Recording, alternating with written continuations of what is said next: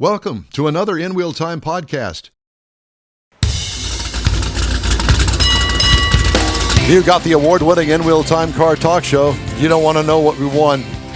Coming up, we talked to NHRA Drag Racing Champion Angelle Sampey. All right. I'll give you my thoughts on another electric, the Chevy Blazer EV.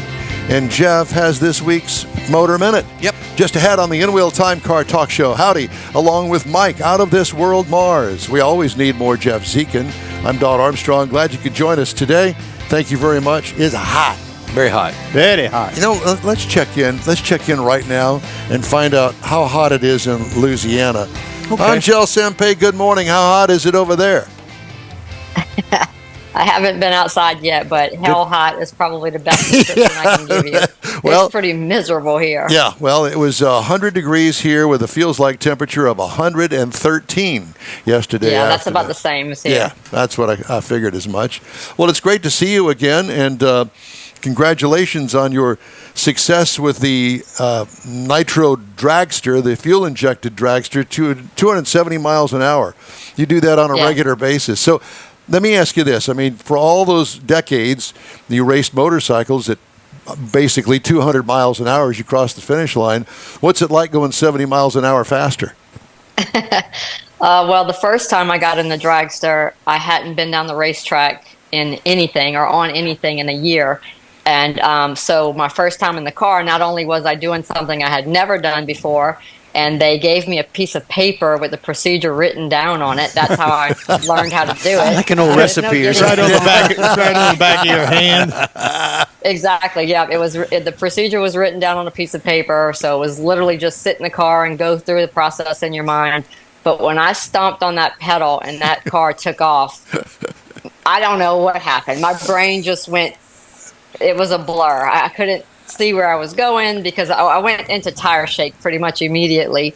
And I thought, holy crap, if this is what it's like, I'm not going to be able to do this. But then I found out later, when they came and got me, that was tire shake. And let me tell you, you literally go blind. You cannot see anything, and it hurts. It gives you a headache. Wow. But, it took me about 3 passes to get it about halfway down the track. And then we tested a second day, and I was making full passes that second day. But it took me probably 20 to 30 runs until I really started to feel comfortable. It was so fast. It doesn't sound like 50 to 70 miles an hour faster. It doesn't sound that fast. But when you're doing it in that short of a time period, it's unbelievably fast. So going from an A-fuel dragster to a top-fuel dragster, which I haven't done yet, but that's in the plan for the future, I can't even imagine what that's going to feel like. So I'm hoping that I can continue to get used to the speed. I'm processing the information really well now, and it's starting to slow down for me, and it's just a whole bunch of fun. I can only imagine. So are you, have you made your way down to the Frank Hawley School yet for Top Fuel?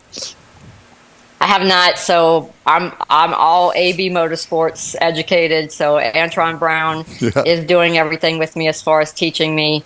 And I couldn't ask for a better coach mentor and friend. Yeah, he's just an all-around absolute fantastic champion of a human being. And so he is teaching me every step of the way. He's with me just about, I think there may have been 1 or 2 runs that I've gone down the racetrack so far that he was not on the starting line with me.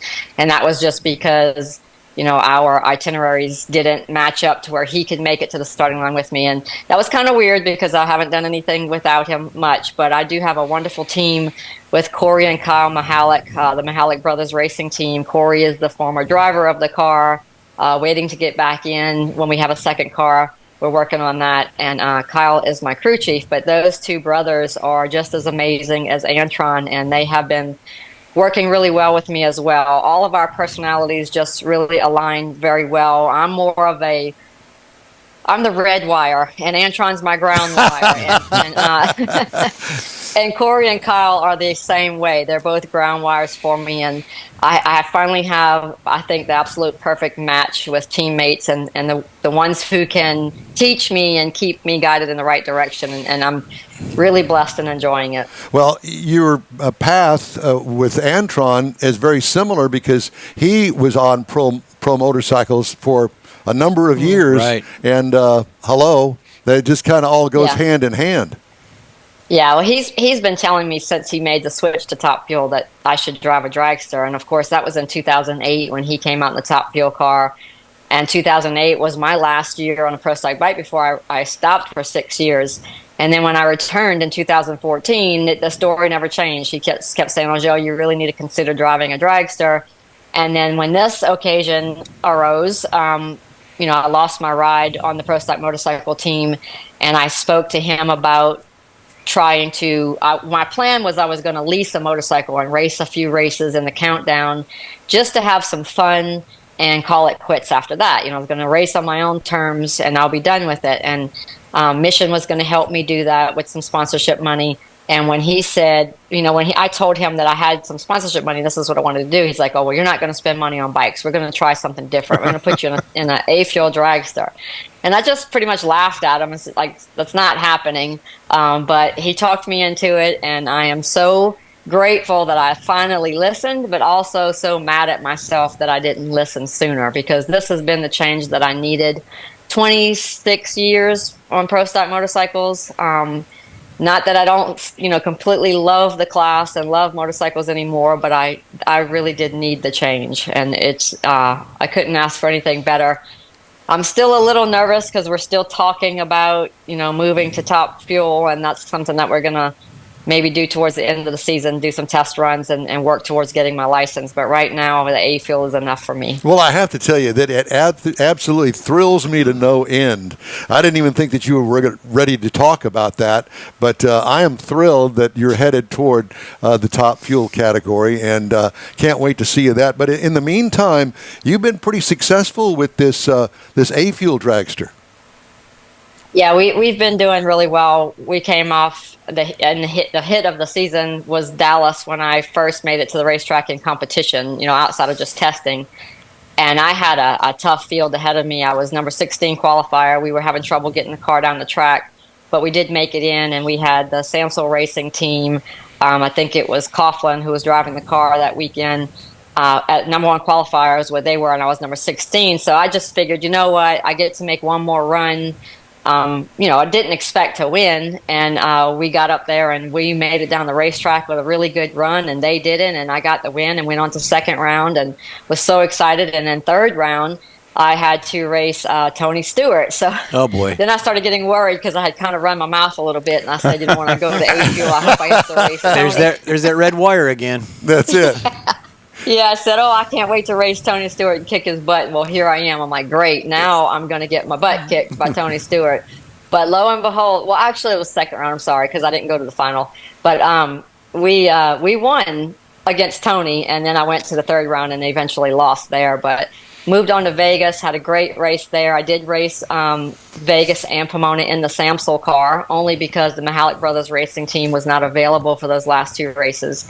And we did fantastic in Vegas. I went to the final round at the regional, did pretty decent in Pomona. But then I started the season off back with the Mihalik Brothers, and we opened our season in Louisiana at No Problem Raceway, which is a really big event for me, since it's close to home. I think we probably had 50% of the fans were friends and family. So that was exciting. We went all the way to the final round, and I eventually lost to Jackie Frick. And I was pretty bummed because I wanted to win before my home crowd, but was proud of Jackie. She did a great job. But we've had some ups and downs. We were struggling with getting the car down the racetrack sometimes, but we had a test session just recently. We worked those bugs out, and now it's going down the track really well. So we're going to start pushing on it really hard now.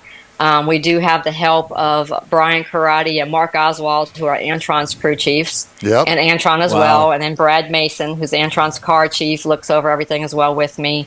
Adrian Long's another assistant on my team that helps. So we have so many good people.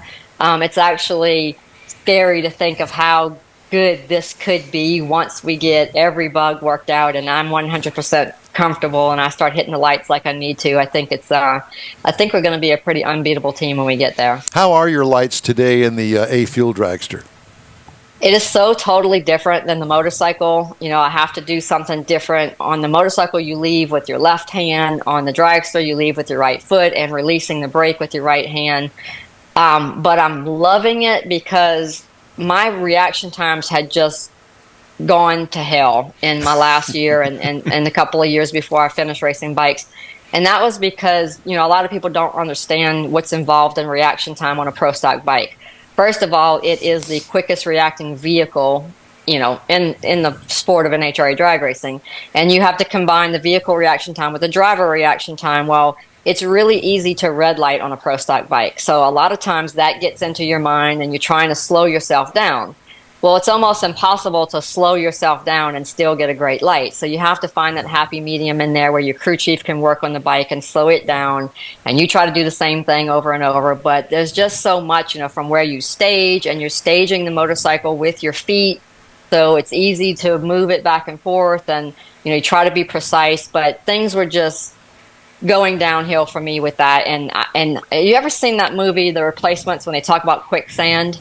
Yes. It says, Yeah, so that's where I was. I got to a point where I couldn't do anything right, and all I focused on was a negative. Like I have this, we call it double clutching, where you go to throw the clutch out, and the signal from your brain to your hand has some kind of brief delay, and your body goes and your hand doesn't, and then when your hand does go, then your head throws back, and it messes up everything. And so I was always afraid of doing that. I was always afraid of going red. When you have one of the fastest motorcycles at the racetrack, what starts to take over your mind is what you can do wrong. And I was in quicksand, and I couldn't come out of it. But the car is so different. So the car is, you can hit it as hard as you want to. I mean, when you see yellow, you slam that throttle, release the brake as hard and as fast as you can. You don't have to worry about going red. You don't have to worry about so many things moving on your body like on the bike. So it's release the clutch, the throttle's wide open, you have to tuck, you have to get your feet in, you have to shift in less than a second later. All that's going on. And in the car, it's just stab the throttle, let go of the brake, and steer it straight down the track. And right. Yeah, and so there really isn't a whole bunch you can do to mess it up. So that relaxation, that mindset of, what, this is so much fun and I can't wait to do it. So now I'm going to the starting line with complete joy and excitement rather than fear of messing up. How much time do you spend on the practice tree?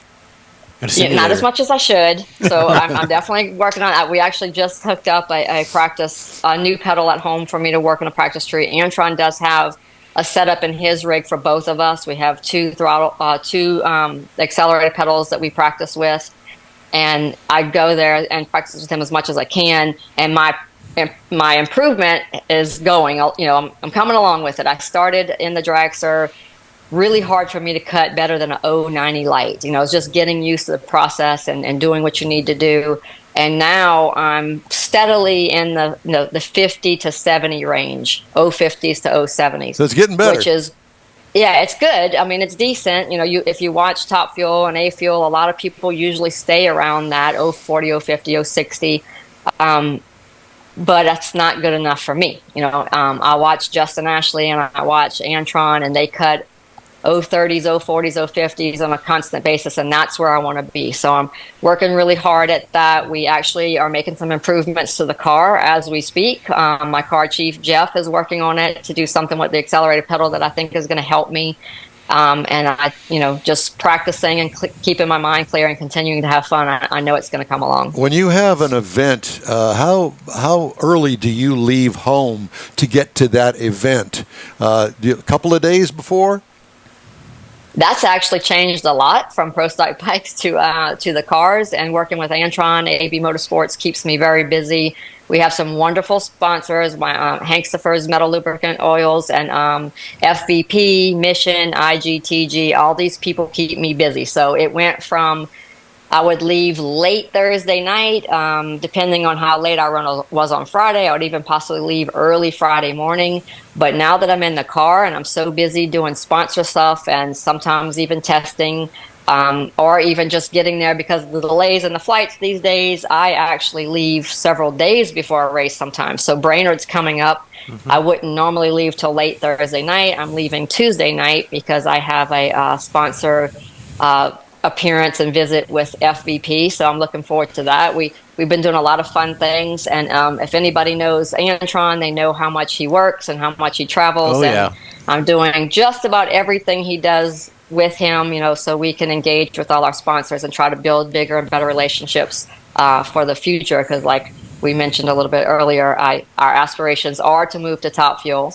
Antron wants a 2-car team, and that takes work, sponsor relations and getting out there, and sitting at home till late Thursday night's not going to cut it, so I get there as early as they need me. Well, I think that you'll be missed in the zoo if you don't get there at least 2 or 3 days party in the zoo at Brainerd. Sure.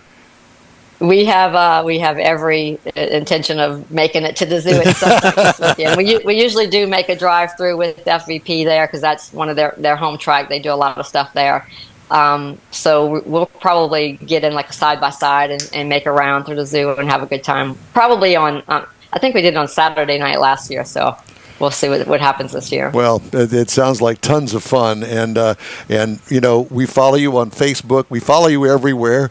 It kind of is creepy, isn't it? We don't mean it to be creepy, but sometimes it just is. So I have to ask if she's already cleared a space on a shelf for her first Wally on that. Well, exactly. Yeah. Well, I have Wallies in here in my living room, but I have 46 of them, and they are mostly on my staircase going up to the little bonus room we have upstairs. So I don't have a whole bunch of room, but I promise you, when I get that first Dragster Wally, I'm going to set a really nice place for it somewhere. Well, the Emmons brothers were kind enough to give us a Wally that they won up in Dallas at the Motorplex, and so we've got that on display here right behind us. Angelle, it's great to talk to you, and we wish you the best of luck. We follow you all the time, and we follow your Facebook stuff all the time as well. So. Best of luck to you, and keep up the good work. And we're looking. Hopefully, we'll be able to see. Are you going to go to the big race in Dallas in the fall? Oh, absolutely, yes. We so I didn't race like full time the beginning of the season. We kind of took it slow. We had a race, had like 5 weeks off, had another race, 4 weeks off. But now we are in the full swing of things. The only race I will not be competing at for the rest of the season is the St. Louis race, and that's only because NHRA doesn't have top alcohol dragster at that event. But we will be doing the rest of the events. Dallas is a big one for me as well because it's close, not close to home, but a lot of friends and family do go to that one. So I'm looking forward to it. It's an awesome race too. And if you guys have ever been there for the whole week, that there's so much going. The stampede of speed is really spectacular. Yes. They do a good job with that. Yeah, so, most definitely. and then my race team, the Mihalik Brothers, have never done the West Coast, Vegas and Pomona back to back, and that was a bucket list item for them. And I'm so grateful that they're willing to travel all the way from Ohio to the West Coast to do that because ending the year with the car and the fans that I have there is going to be really fun. But I just want to say again, I want to thank Hank Stiffer's Metalworking Lubricants because they are the ones that stepped up this year. We started the year with all associate sponsors and we were just getting by race to race. We didn't know how much we would be able to complete the season. And Hank Stiffer stepped up and took over the primary sponsorship position, and they have been absolutely wonderful. So if any of you guys out there work with metal, have a machine shop, if you're not using Hank Stiffer's lubricants, please give them a call and give them a try because I am out here continuing my 27-year career because of them, and I couldn't thank them enough. Well, we thank you for joining us this morning, and we're going to see you in Dallas in October, and we're going to have a actual golden invite, I know, from Antron in the hospitality suite, and we'll Absolutely. see. We'll yeah, and if he doesn't, you got it from me. I'll be there. Come on over and see me. But yes, I definitely like to see you guys in person and hang out for a little bit. We love you. Fantastic. Take care of yourself, and thanks again for joining us. Thank you, guys. Thanks Thank for you, having Joe. me. You bet. Fantastic. She is so much fun to talk to. Absolutely. Hey, you can catch the In-Wheel Time Car Talk Show 24/7 through the iHeartRadio app. Just look for In-Wheel Time Car Talk. We also video stream our live 2-hour weekly show on Facebook, YouTube, and InWheelTime.com. Podcasts available from your favorite podcast provider. The In-Wheel Time Car Talk Show continues right after this quick break. Pro-Am Auto Accessories has been serving Houston's auto enthusiasts since 1984, providing world-class products for sports cars, European sedans, and American muscle. Pro-Am is known as the place to go to find exclusive and hard-to-find parts and accessories.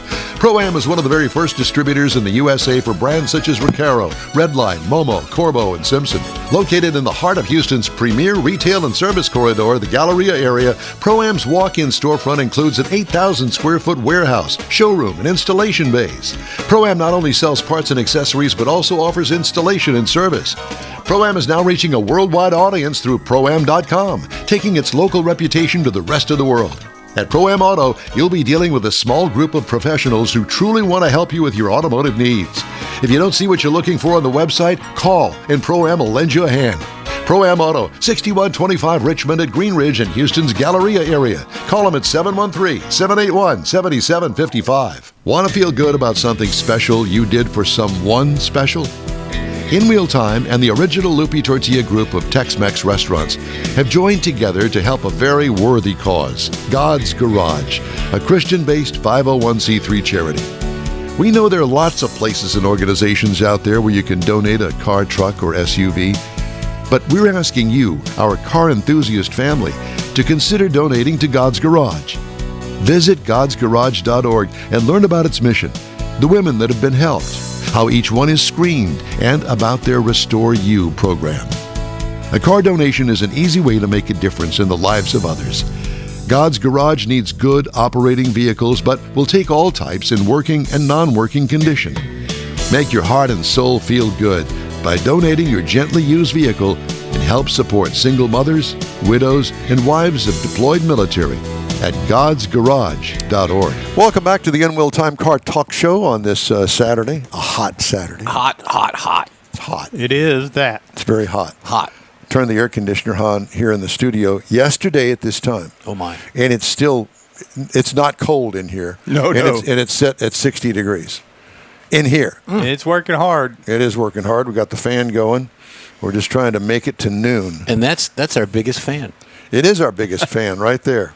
And it costs us money to have that fan on. Just saying. All right, time now on the N-Wheel Time Car Talk Show for the Motor Minute. I've got a Motor Minute. We're going to bring you up to date on the Andretti Cadillac F1 saga, the debacle if you want. So F1 owners, the Liberty Media Company confirmed the Department of Justice in the antitrust investigation over the Andretti bid. So what's happening is Greg Maffei, he's the CEO of Liberty Media. It's the company that owns F1. They confirmed last week that, yes, the Department of Justice is giving an investigation into what's going on. So they say they fully intend to cooperate with the investigation, including all the related information, all the documents, and all that good stuff. Yeah. Earlier this year, the Formula One Management, which is called FOM, this is Sports Commercial Rights Holder, they rejected the bid. But F1 said, yes, they're going to do it. Well, that's the Federation of International Automobiles that's what the F1 stands for. They came and they're kind of, butting heads on this. But among the reasons that FOM said was that Cadillac and Andretti wouldn't bring anything new to the organization, anything new to the race. Well, that's hogwash. That's horse hockey. You can write that down. Horse hockey. Horse hockey. Yeah. I've stepped in a couple of horse hockeys I before. know. Well, you were a horse hockey jockey. Yes, I am. So, yes. With the rejection, so the Congress is getting involved, and I think a lot of this has to do with Toto Wolff and Susan Wolff, who are part of the media. His wife does work for the media organization, and she's got a lot of strings that she can pull, and she's got a lot of influence there. Yeah. So, and Toto, is the Mercedes manager. He runs the Mercedes racing team. So they've got a little bit of conflict. I was going to say. I'm thinking that too, but according to F1, that's okay. Yeah. It's been going on for years and years, but they say that they're going to cooperate and all this good stuff. And I'm on Andretti's side, so there you go. It's to be determined. I think it's going to go forward. So more to come. Okay, thank you. There you go. Time now for this hour's car review. I had a chance to drive the 2024 Chevrolet Blazer EV. Comes in two trim levels, the 2LT and the RS. There's more to come later, but right now, that's it. Review trim level is the RS all-wheel drive. This is considered by the government a small SUV. I say it's a midsize. It's a 2-row, 5-seat SUV. Exterior changes. The Blazer has nothing in common. This Blazer has nothing in common with the gasoline engine Blazer, okay? Yeah, this is completely different. And here they go again, using a name that they've already got, kind of like Ford did with the Mustang. Yeah, The Mach-E. Yeah. Please. Come on. By the way, what we didn't know, I didn't know until I started doing the research on this, that this Blazer is on the same platform as the Cadillac Lyric.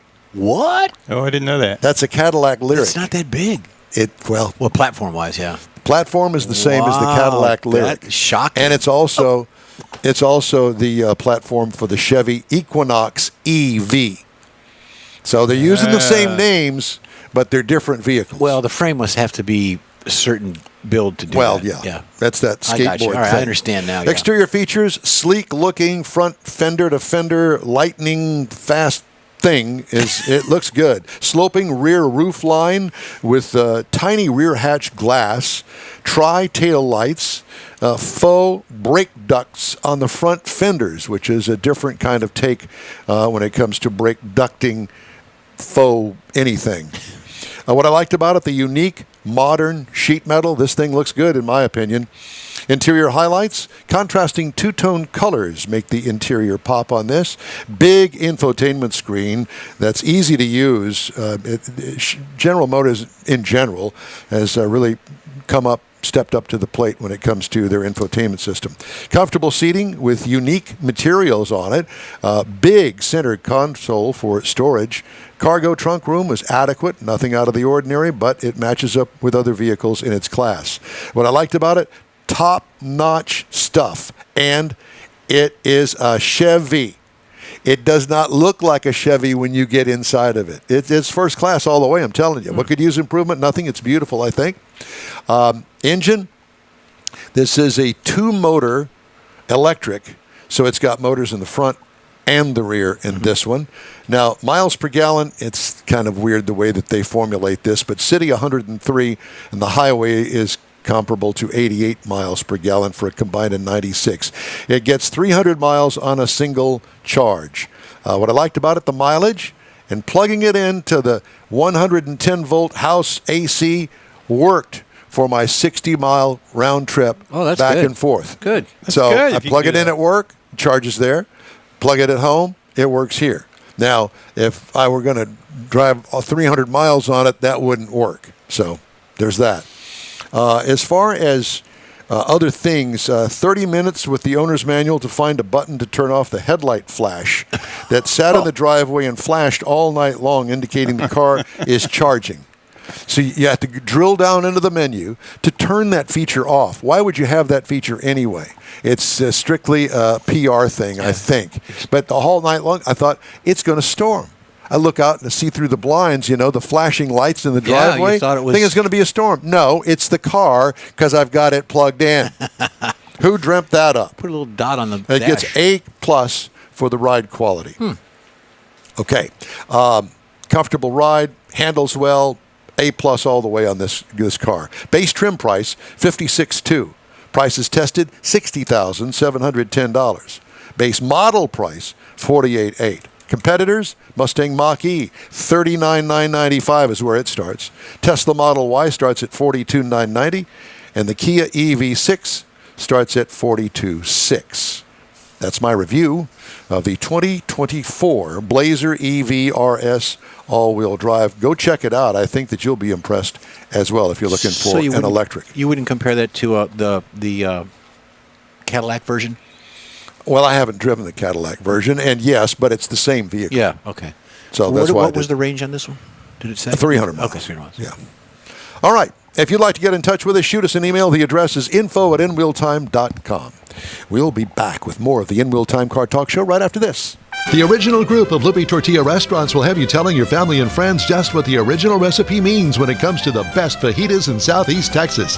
Founder Stan Holt invites you to visit the first Lupe Tortilla near I-10 and Highway 6. Here is the original house that inspired the design of all the rest and the original charm that helped make Lupe Tortilla the go-to destination for Houston Tex-Mex. Nothing can compete with the original lime pepper marinade that everyone will agree makes Lupe Tortilla award-winning beef fajitas the best anywhere. Lupe Tortilla Katie's another location that gives you the same quality and service Houstonians have come to expect at Lupe's. It's located on 99 the Grand Parkway at Kingsland Boulevard in Katy. Find yourself in Aggieland? Head to the Lupe Tortilla in College Station. Located just around the corner from Kyle Field, it's a great place to enjoy those famous frozen margaritas before or after the game. Going to Louisiana, the Lupe Tortilla in Beaumont is on I-10, so you can't miss it. The original group of Lupe Tortilla restaurants has the best Tex-Mex anywhere, and you're invited anytime. Your car is a direct reflection of you, so don't be satisfied with color fade or a dingy, dull appearance. Get rid of those terrible automated car wash scratches. Gulf Coast Auto Shield is your Save the Paint company. John Gray and his team of detailing experts can help your cars finish without a full repaint. Searching for the real experts in window tint or windshield protection? Gulf Coast Auto Shield. Dash cams, radar detectors? Gulf Coast Auto Shield. Got a new car? Get that thing protected as soon as you take delivery. If you don't know which of the multitude of protection products to go with, John Gray will give you an honest opinion and won't sell you something you don't need or can't afford. John will help you understand the many options and pricing right on the spot. He's your guy to have your ride looking its best and protected too. See the state-of-the-art shop yourself. Free tours anytime. Gulf Coast Auto Shield is easy to get to, located just south of the Southwest Freeway on the Sam Houston Parkway. Gulf Coast Auto Shield, full-service luxury car care today, and online at gcautoshield.com. That's it for this podcast episode of the In Wheel Time Car Show. I'm Don Armstrong, inviting you to join us for our live show every Saturday morning on Facebook, YouTube, Twitch, and our InWheelTime.com website. Podcasts are available on Apple Podcasts, Spotify, Stitcher, iHeart Podcast, Podcast Addict, TuneIn, Pandora, and Amazon Music. Keep listening, and we'll see you soon.